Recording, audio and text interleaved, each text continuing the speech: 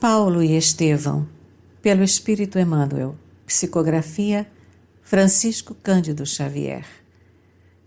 Segunda parte, capítulo 8, parte 4.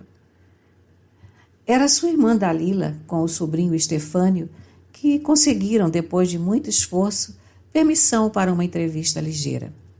O apóstolo abraçou a nobre senhora com lágrimas de emoção. Ela estava alquebrada, envelhecida. O jovem Estefânio tomou as mãos do tio e beijou-as com veneração e ternura. Dalila falou das saudades longas, recordou episódios familiares com a poesia do coração feminino, e o ex-doutor de Jerusalém recebia todas as notícias, boas e más, com imperturbável serenidade, como se procedessem de um mundo muito diferente do seu. Buscou, entretanto, confortar a irmã, que a uma reminiscência mais dolorosa se desfazia em prantos. Paulo historiou sucintamente as suas viagens, lutas, obstáculos dos caminhos, palmilhados por amor de Jesus. A venerável senhora, embora alheia às verdades do cristianismo, muito delicadamente não quis tocar nos assuntos religiosos, detendo-se nos motivos afetuosos de sua visita fraternal e chorando copiosamente ao despedir-se. Não podia compreender a resignação do apóstolo, nem apreciava devidamente a sua renúncia. Lastimava-lhe intimamente a sorte, e no fundo, tal como a maioria dos compatriotas, desdenhava aquele Jesus que não oferecia aos discípulos senão cruzes e sofrimentos. Paulo de Tarso, todavia, experimentara grande conforto com a sua presença. Sobretudo, a inteligência e a vivacidade de Estefânio, na ligeira palestra mantida, proporcionavam-lhe enormes esperanças no futuro espiritual do sobrinho. Ainda repassava na mente essa grata impressão quando numerosa escolta se postava junto à cela para acompanhá-lo ao sinédrio no momento oportuno. Logo após o meio-dia, compareceu à barra do tribunal e percebeu de pronto que o cenáculo dos grandes doutores de Jerusalém vivia um dos seus grandes dias, repleto de compacta massa popular. Sua presença provocava uma aluvião de comentários. Todos queriam ver, conhecer o trânsfuga da lei, o doutor que repudiara e deprimira os títulos sagrados. Sobremaneira comovido, o apóstolo lembrou ainda uma vez a figura de Estevão. Competia-lhe agora dar igualmente o testemunho do Evangelho de verdade e redenção. A agitação do sinédrio dava-lhe a mesma tonalidade dos tempos ali vividos. Ali, precisamente, infligir as mais duras humilhações ao irmão de Abigail e aos prosélitos de Jesus. Era justo, portanto, esperar agora acerbos e remissores sofrimentos. Depois, para acúmulo de amargura, a singular coincidência. O sumo sacerdote que presidia o feito chamava-se também Ananias. Acaso? Ironia do destino? Tal como se verificou com Gesiel, lido o libelo acusatório, deram a palavra ao apóstolo para defender-se em atenção às prerrogativas de nascimento. Paulo entrou a justificar-se, sumamente respeitoso. Risos abafados, não raro, quebravam o silêncio ambiente, a indicarem a termometria sarcasticamente hostil do auditório. Quando a sua altiloquente oratória começou a impressionar pela fidelidade do testemunho cristão, o sumo sacerdote lhe impôs silêncio e vociferou enfático. Um filho de Israel, ainda que portador de títulos romanos, quando desrespeite as tradições desta casa, com afirmativas injuriosas à memória dos profetas, torna-se passível de severas reprimendas. O acusado parece ignorar o dever de explicar-se convenientemente para tresvariarem conceitos sibilinos, próprios da sua desregrada e criminosa obsessão pelo carpinteiro revolucionário de Nazaré. Minha autoridade não permite abusos nos lugares santos. Determino, pois, que Paulo de Tarso seja ferido na boca em desafronta aos seus termos insultuosos. O apóstolo endereçou-lhe um olhar de serenidade indizível e replicou: Sacerdote, vigiai o coração para não incidirdes em repressões injustas. Os homens como vós são como as paredes branqueadas dos sepulcros, mas não deveis ignorar que também sereis ferido pela justiça de Deus. Conheço de sobra as leis de que vos tornastes executor. Se aqui permaneceis para julgar, como e por que mandais ferir? Antes, porém, que pudesse prosseguir, um pequeno grupo de prepostos de Ananias avançou com açoites minúsculos, ferindo-o nos lábios. Ousas injuriar o sumo sacerdote? Exclamavam fulos de cólera. Pagarás os insultos.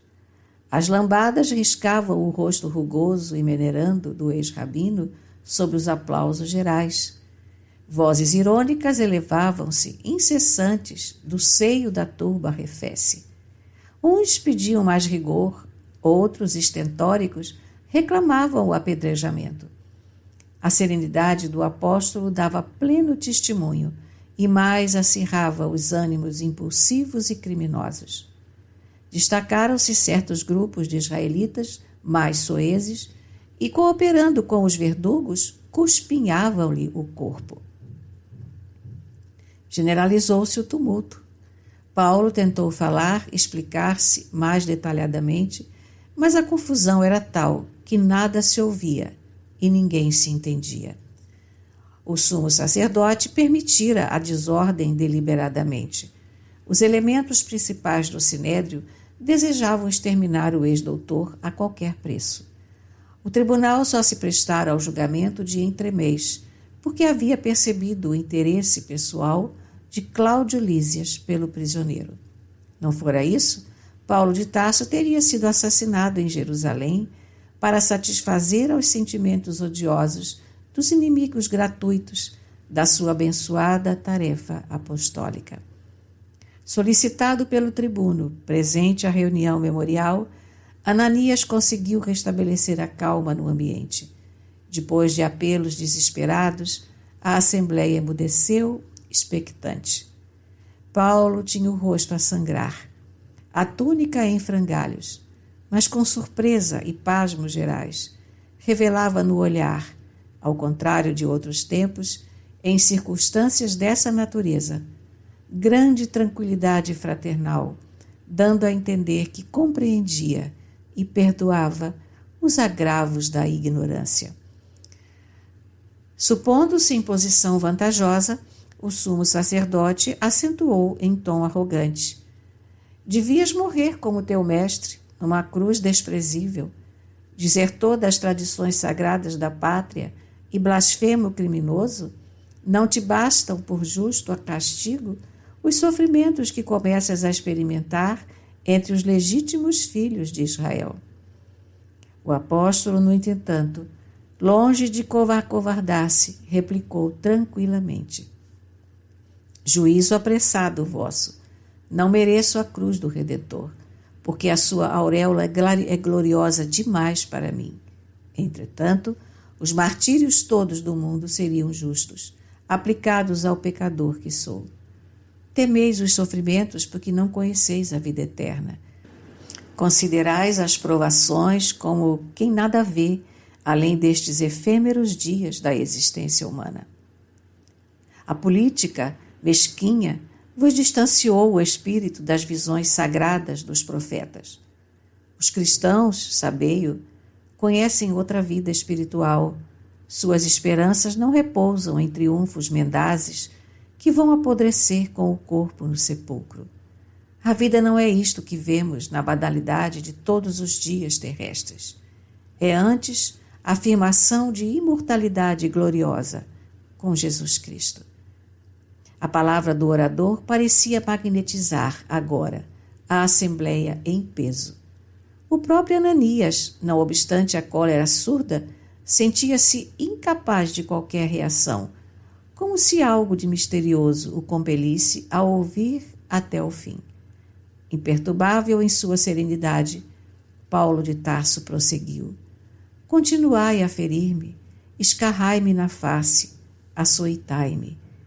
Esse martirológio me exalta para uma esperança superior, porque já criei no meu íntimo um santuário intangível às vossas mãos, e onde Jesus há de reinar para sempre. Que desejais, continuou em voz firme, com as vossas arruaças e perseguições? Afinal, onde o motivo para tantas lutas estéreis e destruidoras? Os cristãos trabalham, como fez Moisés, para a crença em Deus e em nossa gloriosa ressurreição. É inútil dividir, fomentar a discórdia, tentar empanar a verdade com as ilusões do mundo. O Evangelho do Cristo é o sol que ilumina as tradições e os fatos da antiga lei. Nesse íntere, não obstante a estupefação de muitos, estabeleceu-se nova balbúrdia.